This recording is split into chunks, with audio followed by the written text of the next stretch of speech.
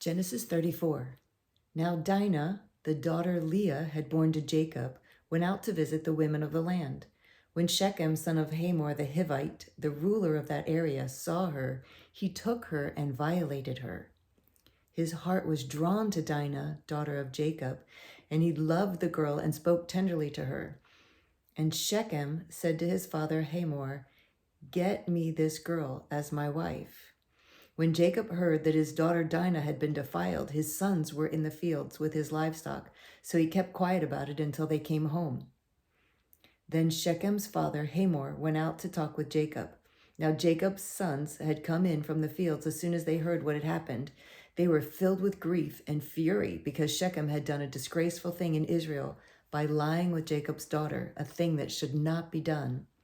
But Hamor said to them, "My son Shechem has his heart set on your daughter. Please give her to him as his wife. Intermarry with us, give us your daughters, and take our daughters for yourselves.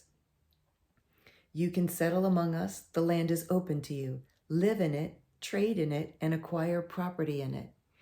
Then Shechem said to Dinah's father and brothers, "Let me find favor in your eyes, and I will give you whatever you ask. Make the price for your bride and the gift I am to bring as great as you like, and I'll pay whatever you ask me. Only give me the girl as my wife." Because their sister Dinah had been defiled, Jacob's sons replied deceitfully as they spoke to Shechem and his father Hamor. They said to them, "We can't do such a thing. We can't give our sister to a man who is not circumcised. That would be a disgrace to us. We will give our consent to you on one condition only, that you become like us by circumcising all your males. Then we will give you our daughters and take your daughters for ourselves. We'll settle among you and become one people with you.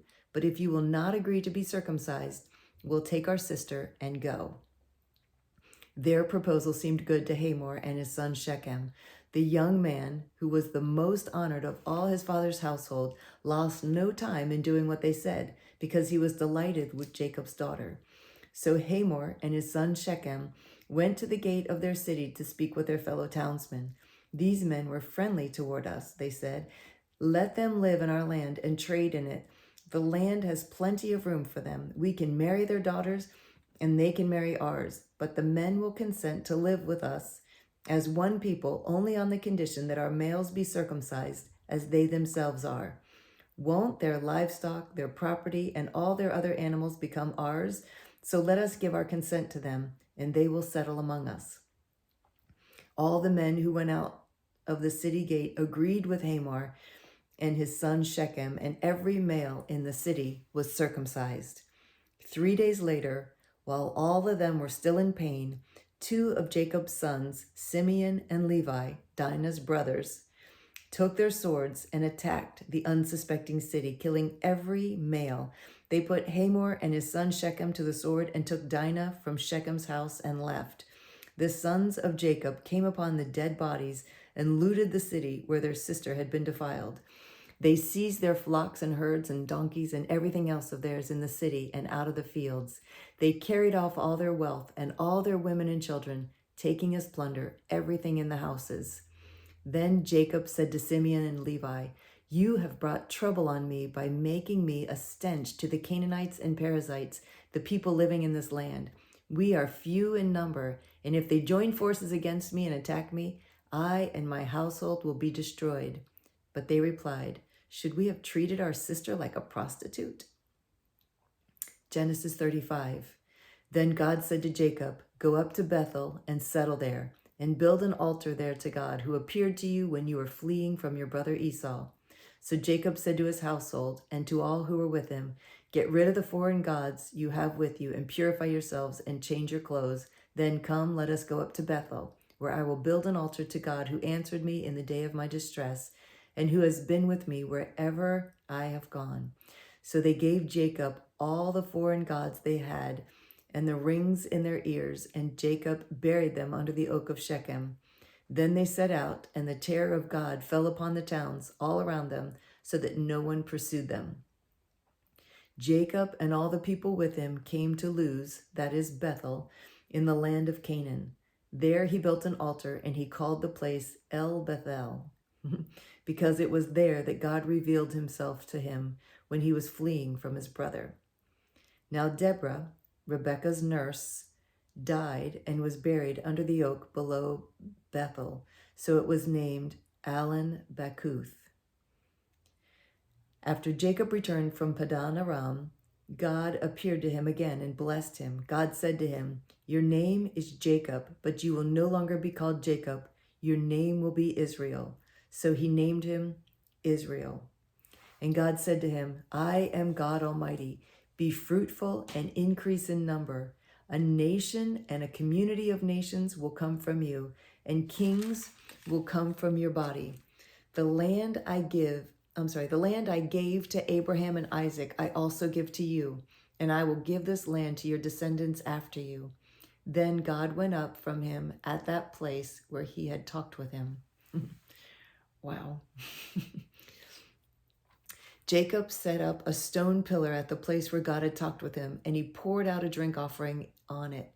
He also poured oil on it. Jacob called the place where God had talked with him Bethel. Then they moved on from Bethel.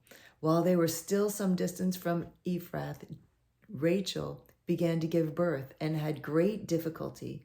And as she was having great difficulty in childbirth, the midwife said to her, "Don't be afraid, for you have another son." As she breathed her last, for she was dying, she named her son Ben-Oni, but his father named him Benjamin. So Rachel died and was buried on the way to Ephrath, that is Bethlehem. Over her tomb, Jacob set up a pillar, and to this day that pillar marks Rachel's tomb. Israel moved on again and pitched his tent beyond Migdal-Eder. While Israel was living in that region, Reuben went in and slept with his father's concubine Bilhah, and Israel heard of it. Jacob had 12 sons, the sons of Leah: Reuben, the firstborn of Jacob; Simeon, Levi, Judah, Issachar, and Zebulun. The sons of Rachel: Joseph and Benjamin. The sons of Rachel's maidservant Bilhah: Dan and Naphtali. The sons of Leah's maidservant Zilpah: Gad and Asher. These were the sons of Jacob, who were born to him in Padan Aram. Jacob came home to his father Isaac in Mamre near Kiriath Arba, that is Hebron, where Abraham and Isaac had stayed. Isaac lived 180 years. Then he breathed his last and died and was gathered to his people, old and full of years. And his sons Esau and Jacob buried him. This is the account of Esau, that is Edom. Esau took his wives from the women of Canaan: Adah, daughter of Elon the Hittite, and Oholibamah, daughter of Anah, and granddaughter of Zibeon the Hivite. Also Basemath, daughter of Ishmael, and sister of Naboth. Adah bore Eliphaz to Esau. Basemath bore Reuel, and Oholibamah bore Jeush, Jalam, and Korah. These were the sons of Esau, who were born to him in Canaan. Esau took his wives and sons and daughters and all the members of his household, as well as his livestock and all his other animals, and all the goods he had acquired in Canaan, and moved to a land some distance from his brother Jacob. Their possessions were too great for them to remain together. The land where they were staying could not support them both because of their livestock.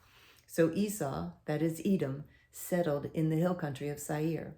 This is the account of Esau, the father of the Edomites, in the hill country of Seir.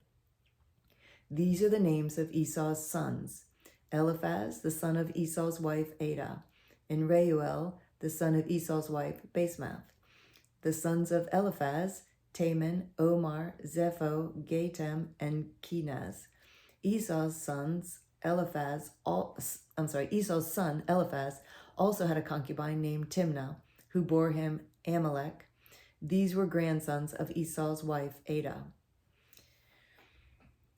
The sons of Reuel: Nahath, Zerah, Shammah, and Mizah. These were grandsons of Esau's wife Basemath. The sons of Esau's wife Oholibamah, daughter of Anah and granddaughter of Zibeon, whom she bore to Esau, Jeush, Jalem, and Korah. These were the chiefs among Esau's descendants. The sons of Eliphaz, the firstborn of Esau, chiefs Taman, Omar, Zapho, Canath, Korah, Getem, Amalek. These were the chiefs descended from Eliphaz in Edom. They were grandsons of Adah.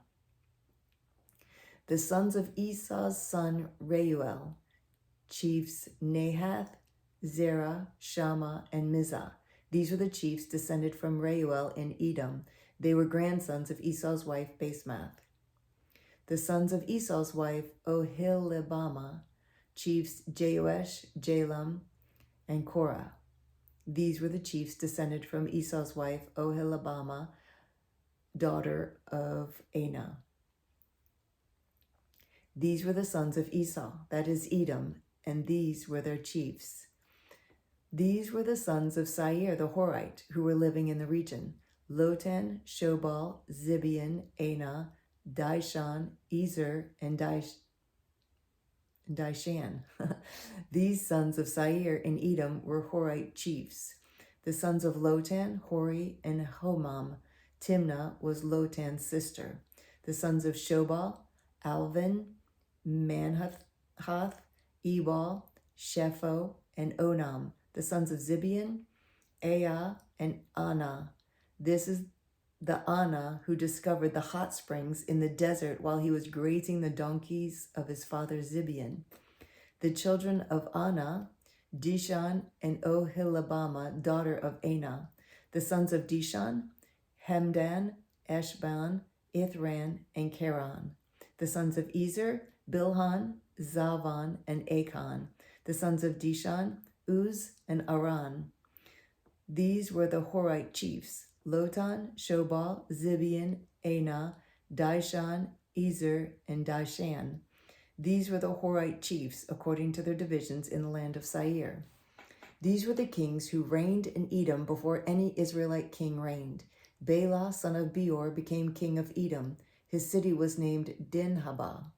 When Bela died, Jobab, son of Zerah from Bozrah, succeeded him as king. When Jobab died, Husham from the land of the Temanites succeeded him as king. When Husham died, Hadad, son of Bedad, who defeated Midian in the country of Moab, succeeded him as king. His city was named Avith. When Hadad died, Samlah from Masrekah succeeded him as king. When Samlah died, Shual from Rehoboth of the river succeeded him as king. When Shual died, Baal-Hanan, son of Akbor, succeeded him as king. When Baal-Hanan, son of Akbor, died, Hadad succeeded him as king. His city was named Pau, and his wife's name was Behetabel, daughter of Matred, the daughter of Nezahab. These were the chiefs descended from Esau by name according to their clans and regions: Timnah, Alvah, Jetheth, Oholibamah,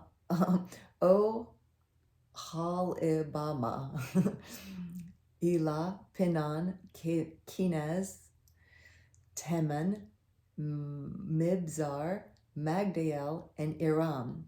These were the chiefs of Edom according to their settlements in the land they occupied.